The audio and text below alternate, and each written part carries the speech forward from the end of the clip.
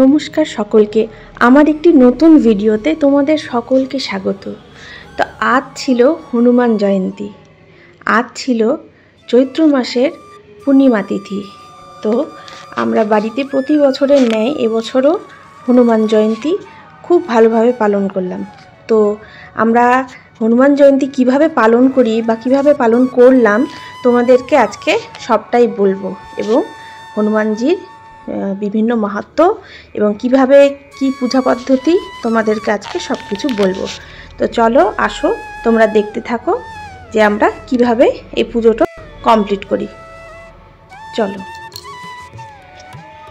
তো প্রথমে হচ্ছে আগের দিন রাতে এই পণ্ডিতজি আমাদের পুজো করে। তোমরা তো আগেও দেখেছো এই পণ্ডিতজি আমাদের বাড়ির সমস্ত পূজা করে। তো প্রথমে বেদি তৈরি হয়, তো বিভিন্ন দেবদেবীদের স্থান এখানে তৈরি হয়, যার জন্য সারা রাত্রি প্রায় লাগে করতে। তো এই যে বেদি তৈরি করার পর এখানে যজ্ঞের ব্যবস্থাও করা হয়েছে, মানে পুজো হওয়ার পরে তারপরে যজ্ঞ হয়। তো দেখো কিভাবে যজ্ঞের বেদি তৈরি করা হচ্ছে। তখন প্রায় রাত 1টা, তো তখনও আমাদের কাজ চলছে আর কি, পুজো চলছে, ইয়ার্কি ঠাট্টাও চলছে। তো এই যে আমার দেওরও আছে, দেখো ওরও বিভিন্ন রকম ইয়ার্কি চলছে।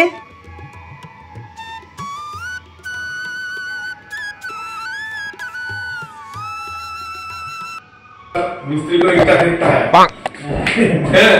एक बंदी को क्या रहेगा, एक बार पे 3 लोग थे, 3 लोग आके चला चला कभी बोलता अरे देखो 3-5 से क्या हो रहा है, एक बार में 10 को देखना पकड़ लेंगे, 3 को ऐसा पकड़ा, 3 को इधर, 3 को इधर, एक को इधर। তো দেখতেই পেলে যে আমরা কিভাবে মজা করি এবং কাজও করি। তো এভাবে আমাদের রাত্রিটা কাটলো। তারপরে সকালবেলা আমাদের দেখো এই যে এভাবে বেদি তৈরি হয়ে গেল। তো আসো তোমাদেরকে বেদির মাহাত্ম্যগুলো একটু শোনা, পণ্ডিতজি কি বলছে একটু শোনা। आपको 64 योगिनी का ये यंत्र है, ये 64 योगिनी होता है, 64 को देवताएं का ये जो जितने भी कलर है इसमें सब भगवान का स्थान है। जैसे पीला हुआ, लाल हुआ, ये राहु वेद, केतु वेद, शनि, मंगल, बुध, बृहस्पति, ये जैसे कि इसमें 64 योगिनी इसमें आते हैं। ये जो हमारा वेदी है, और ये जो वेदी होता है ये बोलते हैं ब्रह्म मंडल, मतलब ब्रह्म मंडल। ये जैसे कि हमारे जितने ब्रह्मा, विष्णु, महेश, शिव, हनुमान जी सब जो है इसमें विराजमान रहता है, इसको ब्रह्म मंडल बोलते हैं। और ये जो 64 योगिनी है इसमें जो हमारे 36 कोटि का देवता है, देवी इसमें रहते हैं। ये हमारे जो कोई भी पूजा में, जैसे गणेश पूजा हो, नारायण पूजा हो, इसमें भी वेदी का प्रयोग है। मगर ये सब महत्व जो बड़े बड़े पूजे हैं उसमें ये हनुमान जयंती जो है इसमें खास करके ये सब वेदी बनाना ही पड़ता है। ये বেদি বানানো से ही आपका তো দেখতে পেলা, শুনতে পেলা যে আমি কিভাবে এই বেদি তৈরি হয় এবং তার মাহাত্ম্য। তো এই যে দেখো এরপরে আমি বসে পড়েছি সমস্ত পুজোর জোগাড় করার জন্য। তো এই যে দেখো লুচি করার জন্য আটা মেখে নিচ্ছি, এরপরে লুচি করব। প্রচুর কাজ থাকে, হ্যাঁ। এই যে দেখো সমস্ত জিনিসপত্র ছড়িয়ে ছিটিয়ে আছে, আমি মোটামুটি রেডি করছি আর কি।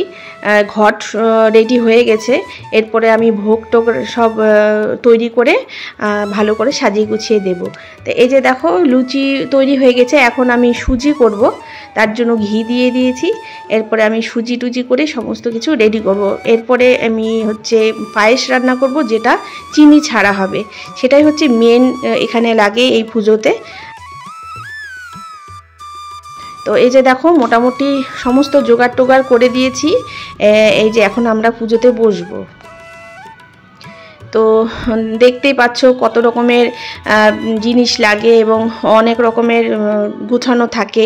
এই যে এখানে ফুল, বেলপাতা, যজ্ঞের সমস্ত জিনিসপত্র সব রেডি হয়ে গেছে। এই যে দেখো পুজো শুরু হয়ে গেছে। তো হনুমানজির জন্ম কথা তো তোমরা সবাই জানো, তাও আমি আরেকবার তোমাদেরকে একটু জানিয়ে দেওয়ার জন্য বলছি যে হনুমানজির মাতা অঞ্জনী তার পূর্বজন্মে এক অপ্সরা ছিলেন, হ্যাঁ। তো তিনি খুব সুন্দর এবং চঞ্চল ছিলেন। একদিন বনের মধ্যে এক ঋষিকে হনুমান মনে করে তিনি তার গায়ে আপেল ছুঁড়ে মারে।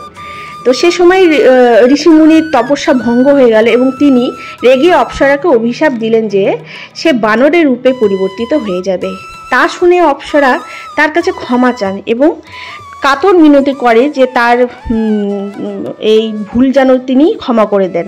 তো তখন মুনি বলেন যে আমি অভিশাপ তো তুলে নিতে পারবো না, কিন্তু এই আশীর্বাদ করছি যে তোমার গর্ভে যে সন্তান আসবে সে মহাদেবের অংশ হবে এবং মহাপরাক্রমশালী মহাবীর হবে।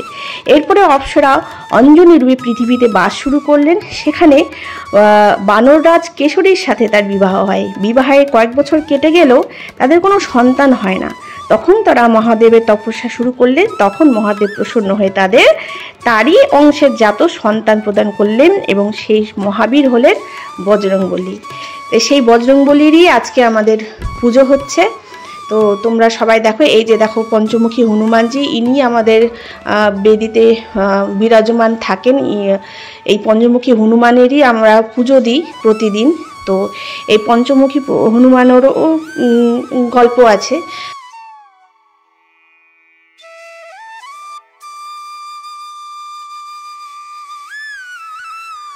পুজো হচ্ছে, এই পুজোর পরে কিন্তু আমরা যজ্ঞ শুরু করব। তো এই যে দেখো যজ্ঞ শুরু হয়ে গেল। তা আমরাই মানে আমাদের সাথে সাথে আরও কিছুজন মানুষ পুজোও করেন, যজ্ঞও করে। তো এই যজ্ঞ হচ্ছে বাড়ির জন্য খুব ভালো, খুব শুভ। মানে এই যজ্ঞের ফলে সমস্ত রকম আপদ বিপদ, যে কোনো রকমের কুনজর সমস্ত কেটে যায়। তো জানোই তো বাড়িতে একটা যজ্ঞ করা কত ভালো। তো যজ্ঞ করার পরে বিভিন্ন ওই ধ্বজা লাগানো হয়, যেখানে যেখানে দরকার সেখানে সেখানে ধ্বজা লাগানো হয় এবং তারপরে প্রসাদ বিতরণ করে আমরা দিনটা শেষ করলাম। তো দেখো হনুমানজির কৃপায় সবাই যেন ভালো থাকে, সুস্থ থাকে, এই কামনা করব। তো এই ব্লগটা শুধু তোমাদের জন্যই তৈরি করেছি। তো আমাদের তো আজকের দিনটা ভীষণ ভালোভাবে খুব শান্তিতে আমরা পুজো দিতে পেরে আমাদের খুব মন আনন্দিত হলো। তো তোমাদের কেমন লাগলো তোমরা অবশ্যই জানা। সকলে ভালো থেকো, নমস্কার।